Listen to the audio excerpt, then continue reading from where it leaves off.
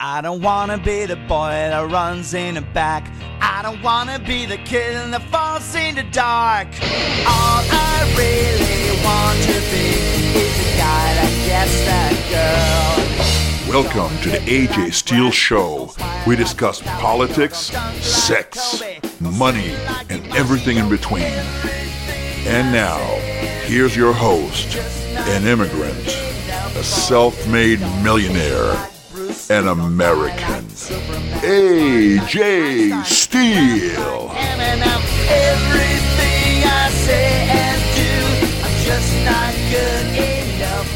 Welcome to the AJ Steele Show. We have a great episode today, so let's get right to it. Illegal immigration costs the United States $135 billion a year. That translates to well over $8,000 per illegal alien. What would you do with an extra $8,000 a year? Would you put a down payment on a car? Would you redo your kitchen? How about go on a long-dreamed vacation? What could our country do with $135 billion a year, which is about $1.5 trillion over 10 years? Would we rebuild our roads? Reduce our healthcare costs? Improve our schools? Or maybe just return these hard-earned taxes to us, the American people? What if illegal aliens didn't live here? Would your salary increase? Would crime be reduced? Would your kids get to spend more quality time with their teachers? Would America still be the country that we love? This is a difficult discussion because illegal aliens are not cattle. They're not inanimate objects. We're dealing with human beings, many of whom are very decent people. But remember the lifeboat analogy. Only so many people can fit in it until it is overturned and everyone drowns. Are you willing to sacrifice your family and personal well-being so that everyone can try to come aboard? How about our country? Are you willing to sacrifice it so that rich people can have cheap labor and greedy politicians can have more votes? Think about it for a second. Is it worth it? Is illegal immigration good for America? And even more important, who are these forces that try to shove all these illegal immigrants down our throats? The second part of our show will bring up equally difficult issues. I will open with this harsh question. Are liberal Jews unwittingly supporting the building of new ovens on the way to a new holocaust? Liberal Jews hate President Trump in a most unforgiving and unreasonable way. They also don't seem to have too much sympathy for the Jewish homeland of Israel either. They have stuck with the Democratic Party through thick and thin, despite the fact that it has voted in some clearly anti-Semitic members. Ilhan Omar, Ocasio-Cortez, Rashida Tlaib, Bernie Sanders come to mind. Many of the liberal Jews are more concerned with illegal aliens, homophobia, and Islamophobia than they are with everyday Americans, including conservative Jews and Israeli Jews. Where does this self-loathing come from? Is it from feelings of inferiority, weakness, jealousy, or just plain stupidity? Why have these self-hating liberals forsaken the God of Israel for the God of liberalism? Why is it that these sworn lefties have such mixed feelings about the USA, our president, and their ancestral homeland of Israel? This is going to be one hot, controversial show. But first, let me remind you to subscribe to our podcast, which is available on Spotify, Stitcher, Google Play Music, TuneIn, and soon to be available on iTunes. We'll be right back with our discussion of illegal immigration. This is AJ Steele. Don't go anywhere. All I really want to be is the guy that gets that girl. The AJ Steele Show. Think of your loudmouth best friend, hated by all the wives, because he tells it just like it is. Finally see your love belongs to me. Welcome back to the AJ Steele Show. Today we're going to discuss illegal aliens, illegal immigration, and I'm going to give you the unvarnished truth, the things that I believe. Let's start with this premise. If I lived in one of those hellhole countries, I would also try to sneak into the USA. But that doesn't make it right, and it doesn't make it right for the United States. And before all the hand-wringers, all the lefties start yelling, "Oh, you're racist. Oh, you don't understand.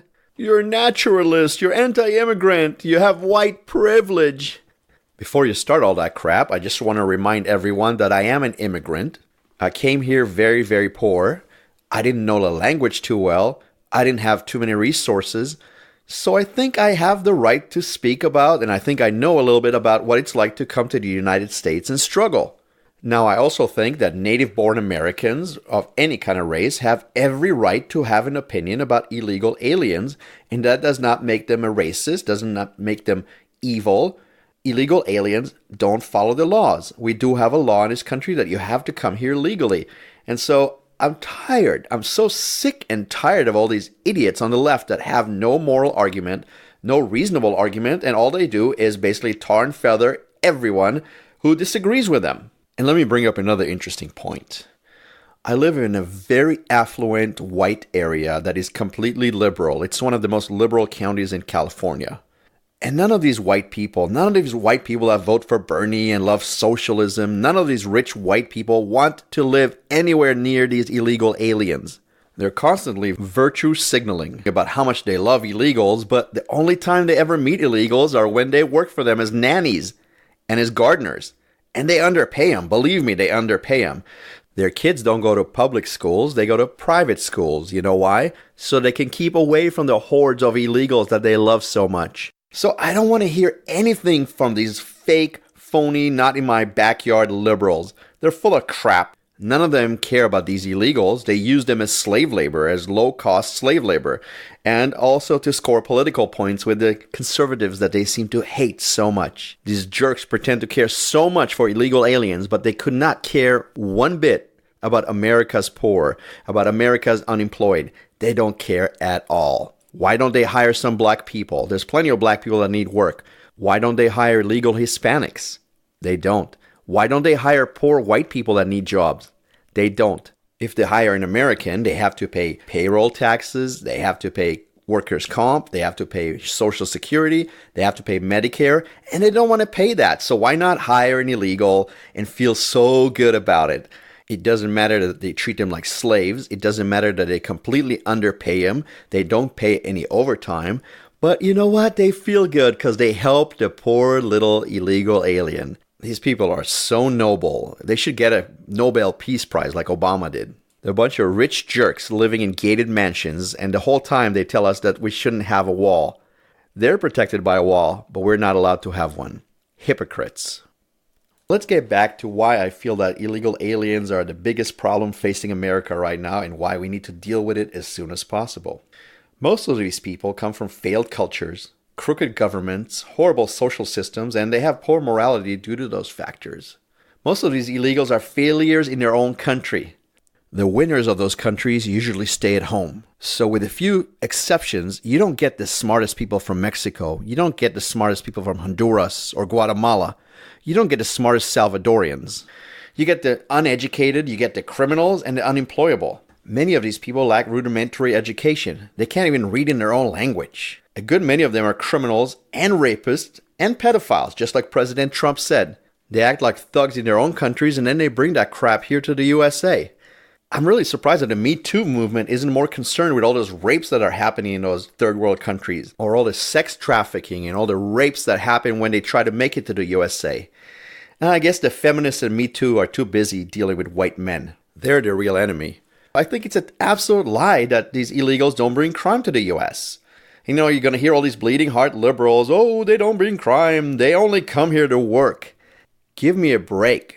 Why don't all these liberals go move into the barrio neighborhoods where they live, deal with all the gangs, all the gang members, all the drugs, all the prostitution, all the pedophiles that rape their young nieces?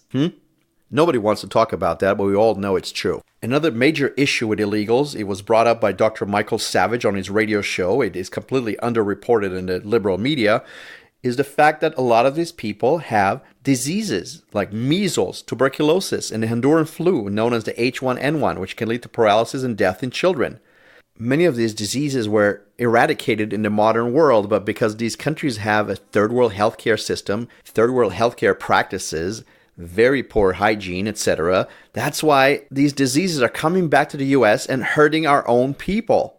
It's another aspect of the illegal immigration, unchecked illegal immigration, that we have to address.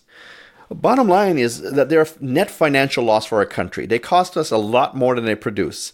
They cost our healthcare system, our educational system, our infrastructure, the penal system, emergency services, welfare, social security, etc. Not to mention that any American-born children of illegal aliens, who, by the way, have a much higher natural birth rate than Native Americans, they become instant citizens. The minute they're born here, they become instant citizens with all the welfare and all the social benefits of American citizens. So it's not only the parents, it's also their kids. And it costs a lot of money to all these border states, money that they don't have. They slow down our educational system. They bog it down with children who can't speak the language, some of them with behavior issues, and many of them come from homes that don't even put an emphasis on the importance of education. I could go on and on and on the destruction of our social fiber, the destruction of our country, the watering down of our self-reliant culture, and also the long-term degradation of our social norms, our freedom of speech, our democracy in general. These people don't come from a culture that respects freedom of speech and democracy. They come from a culture where there's a strong man who basically tells everybody what to do. There's very few rich people in their countries, and the rest are poor, completely poor. We don't want to become a third world hellhole. We want to have a middle class. We want to have some rich, we want to have some poor, but we want to have a powerful middle class. We want to have a country where people respect freedom of speech, individual liberties, and we want to have a country that is safe, free of extra criminals. People always say, oh, they don't bring so much crime, but you know what? Even one crime that occurs by an illegal alien is a preventable crime. Don't we have our own criminals to deal with? Don't we have enough of our own crappy people that we have to deal with? We have to import more of them? I could go on and on. So why haven't we stopped this problem? A simple wall would work, trust me. Think the Berlin Wall. Think the Great Wall of China. Think the walls in Israel. Think the walls of the Vatican. The sad truth is this. Both the Democratic and Republican hierarchy, those kind of people that President Trump calls the swamp creatures, they're both extremely selfish and they're self-serving. They serve themselves and their special interest buddies. The Democrats love illegals because of the votes their children give them, and also because of all the illegal votes cast by illegals in contested states. In other words, illegals keep the Democrats in perpetual power. The Democrats also like the continuous game of racial tension and blame game, which turns white people into victimizers and minorities into victims. Just pay attention to the constant race baiting by the Democratic figures, all the way from Obama, Sharpton, Pelosi, and down to that retard Maxine Waters and occasional Cortex. Even crooked Hillary. She was another one of those that constantly played up racist claims and racial tensions. The Democrats rely on race baiting in order to win elections. But then to all the Republican voters for life, all my fans that say, oh, I'm a Republican for life, I have a big surprise for you too.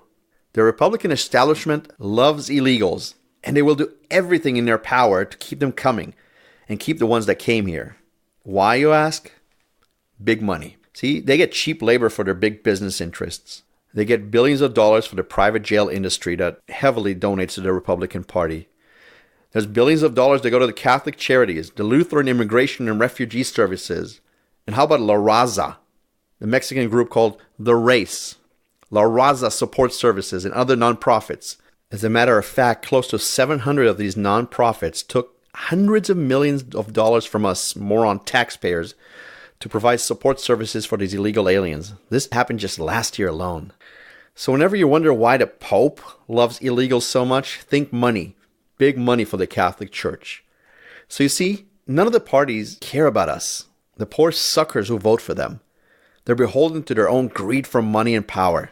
They're not beholden to us, the American people, who sponsor all of this nonsense with our hard-earned dollars. No one represented us until a showboating billionaire decided to run for president. You remember that? Remember that escalator day? But even when he tried, and even though he tried and continues to try to build a wall and enforce our immigration laws, he gets stopped and knocked down at every turn. The reasons why? Very simple. Because both sides of the swamp are working overtime to destroy him and to destroy his America First agenda. The Roman Empire was destroyed because of mass population invasions by the barbarians. But here in the United States, we're facing a very similar and extremely perilous situation. Either we control our borders, or we don't have a country. We won't have a country for too much longer if this keeps up. And I say keep supporting our president, but don't count on either party to solve our problem. Don't count on either party to help us with these illegal aliens. The solutions are all out there, but everyone likes the status quo. Never mind us, the American people. So many fans and friends always ask me, what is your solution? What is the AJ Steele solution to this illegal immigration problem? And here it is. Here's my prescription for how to deal with this existential threat to our country and our sovereignty. This is AJ Steele. I'll be right back with my plan for illegal immigration.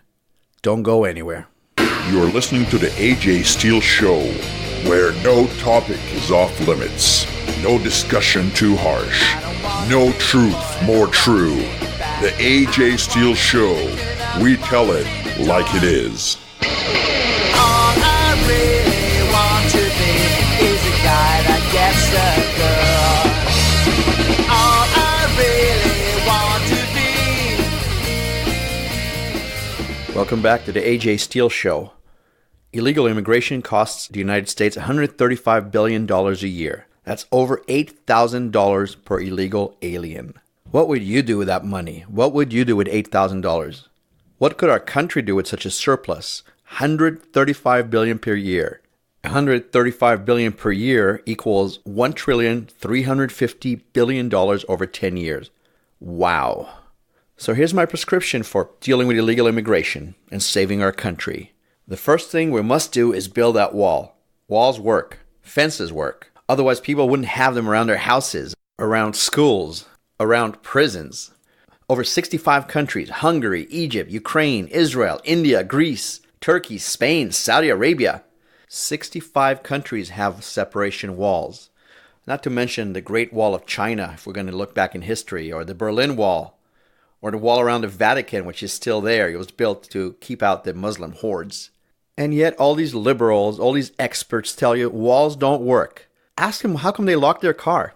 How come they lock their house door or their office? Every car can be broken into. Every home door can be broken into. Why did they bother locking their door? Think about it. A few leaks are better than a flood. Walls don't work 100%, but most people appreciate the walls in the zoo, right? They keep the animals in, or they keep us out of the animal cages. Walls may not be completely effective, but they sure slow down intruders.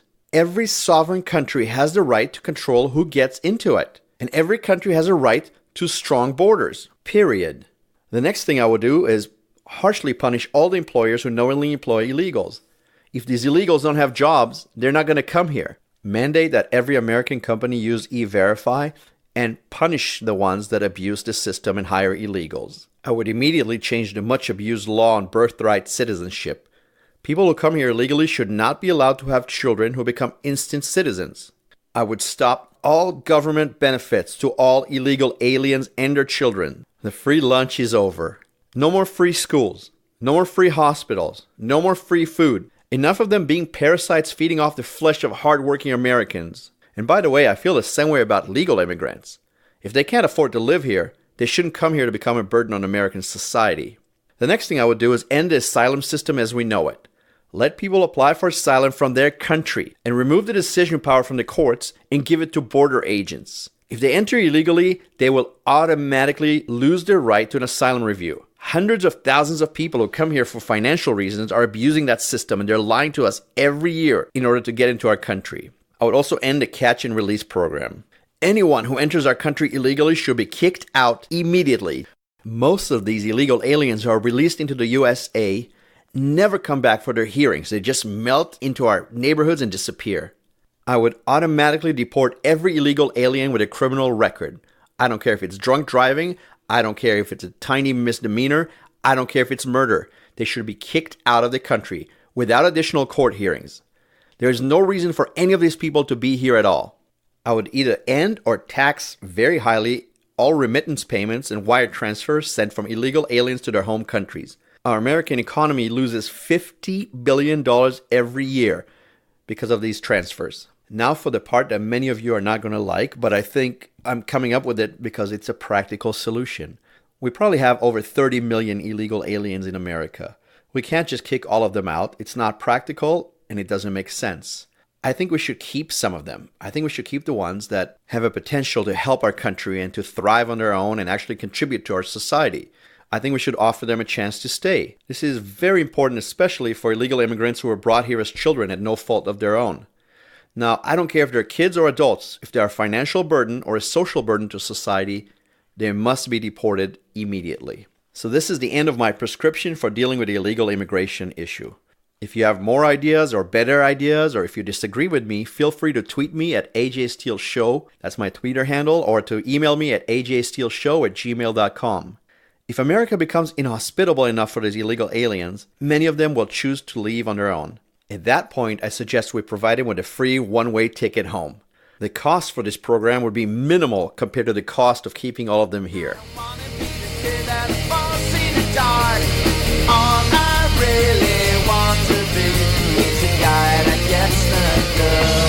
AJ Steele.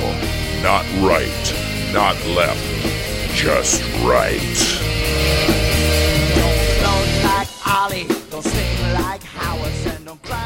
Welcome back to the AJ Steele Show. I'm so happy to have all of you out there listening to me.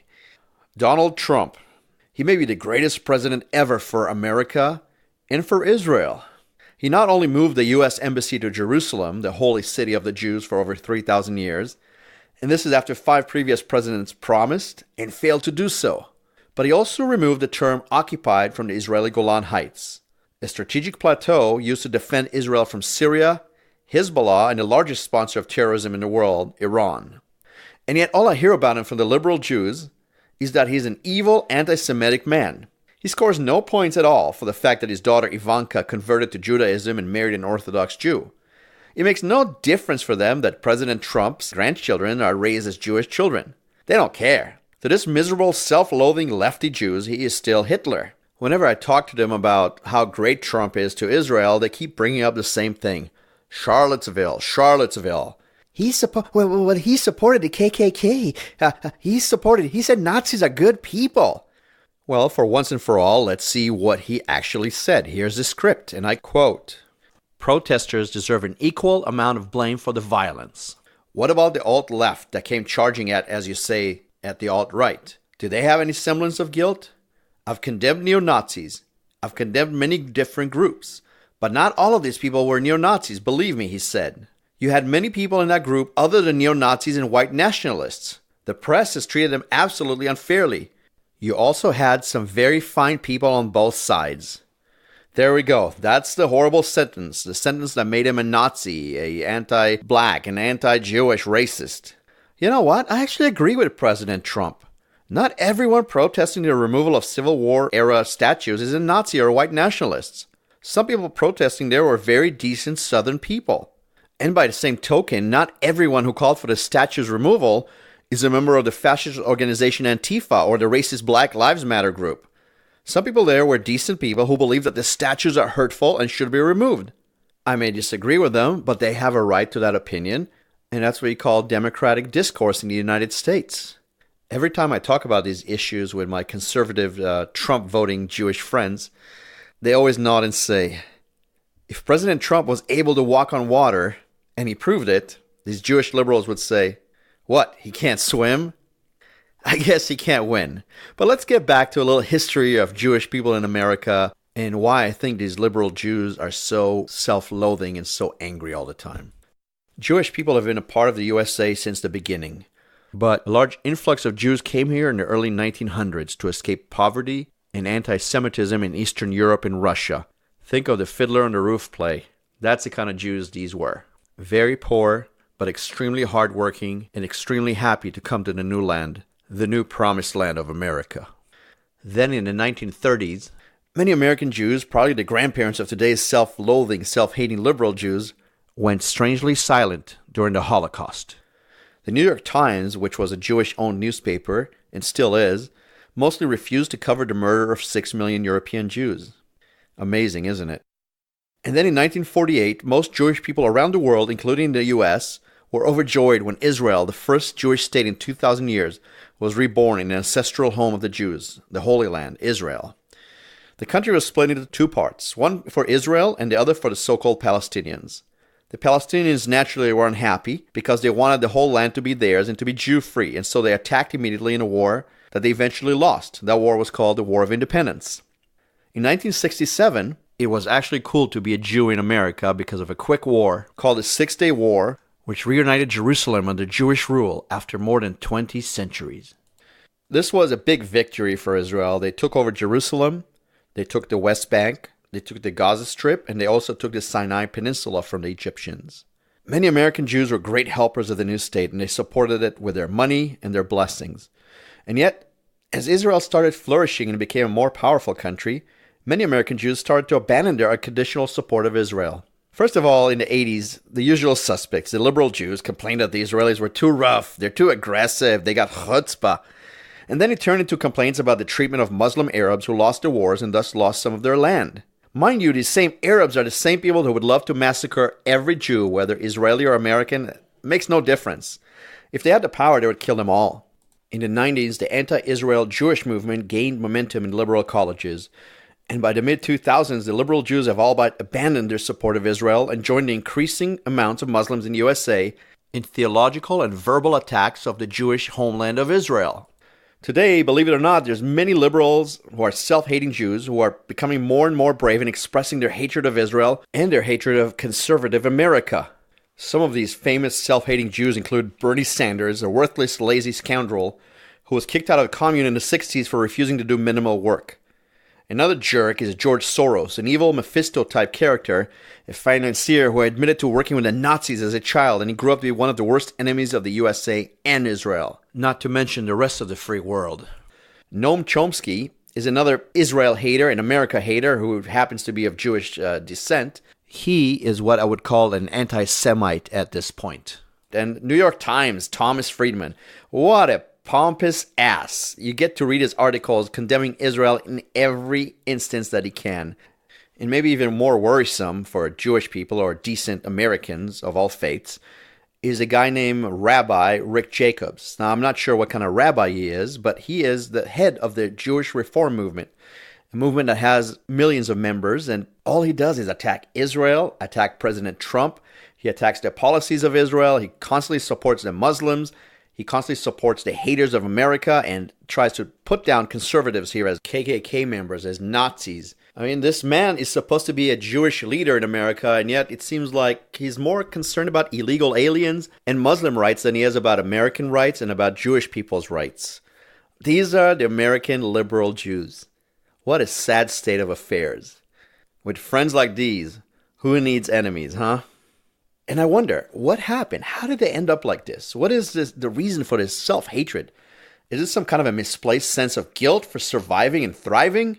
Are they just moral and physical cowards? They just have a desire not to be noticed, not to be patronizing?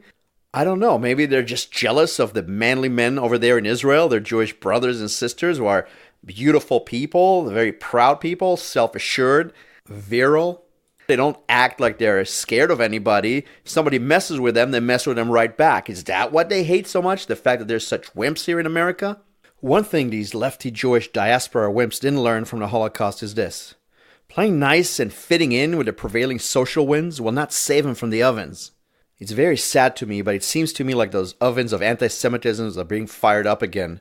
And this time it's not the Nazis that Jews have to worry about. It's the virulent left-wingers in the Democratic Party.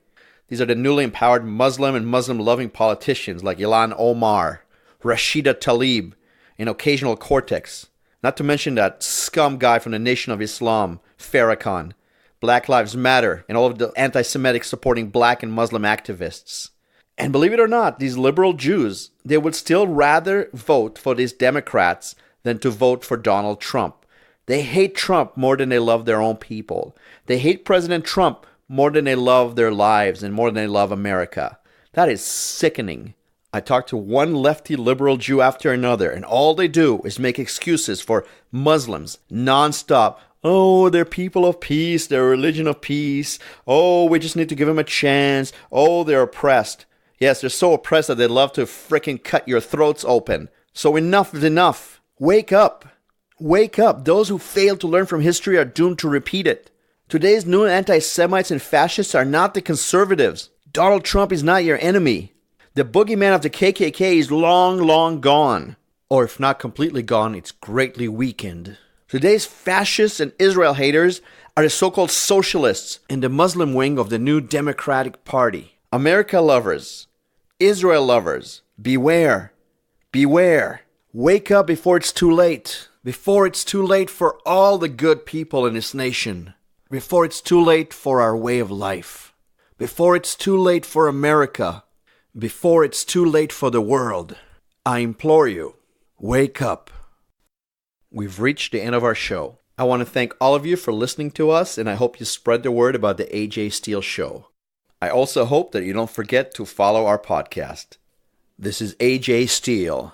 Take care. All I really want to be is the guy that gets that girl.